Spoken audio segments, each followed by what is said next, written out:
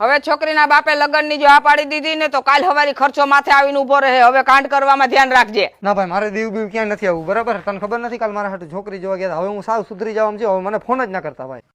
લે કરમાં જા. છોકરીના બાપને તારા આગલા કાંડની ખબર પડી ગઈ છે. તારી ડોહી ના પાડી દીધી. કાકા મારા ઈ ડખામાં તમે જામીન પડ્યા હતા. તમારા સિવાય ગામમાં કોઈને ખબર નથી તો મારા હહરાને કોને કીધું હોય? તમે કોકના ઘર તો ના તોડાવો યાર. અરે દીકરી જૂનું કાંડ મારું નથી મારા કાકાનું હે. એમાં હું ભેગો ગયો તો એમાં મને ખોટે ખોટો હાલવી દીધું યાર. તારા બાપા તો નથી સમજતા, તું તો સમજ. કાંઈ વાંધો નહીં, મારા નસીબમાં હે ને તો મારું હક પણ બીજે થઈ જાય. પણ તમે તમારો ભત્રીજો ખોયો હે કાકા, એ કોઈ દી નહીં આવે પાછો. ઈ ચોરીનો કેસ મારા ઉપર સાવ ખોટો છે. મારા આંગણે ભિખારી આવ્યો હતો ને તો એને મેં ચોરીને અડધો કિલો મગની દાળ દીધી હતી. એ શું મારો ગુનો? હું કામ વાળીએ દવા છાંટવા જાવ. મારું હક પણ બગાડતા હતા. મજા આવતી હતી. મને ખબર જ હતી કાકાની જરૂર પડે ભત્રીજાની. મારા કાકાએ તો મારું હક પણ ના થવા દીધું. હાલ એનો તો વાંધો નહીં, પણ તારે અહીંયા જઈને એને કહેવાની શું જરૂર હતી? મને ગામમાં આવીને 10 જણા મારી ગયા હતા. તમે મામા તમારી છોકરીનો હાથ પ્રેમથી મારા હાથમાં દઈ દીધો ને તો મારા ઘરે એને પાણી ભરવા હું ન જવા દે. ઇન્ડોરામાં બેસાડા ઇન્ડોરામાં. પણ તોય તમે મને ના દીધી. હવે કાંઈ વાંધો નહીં. અત્યારે જે છોકરાને તમે દીધી છે ને 7000 માં કારખાના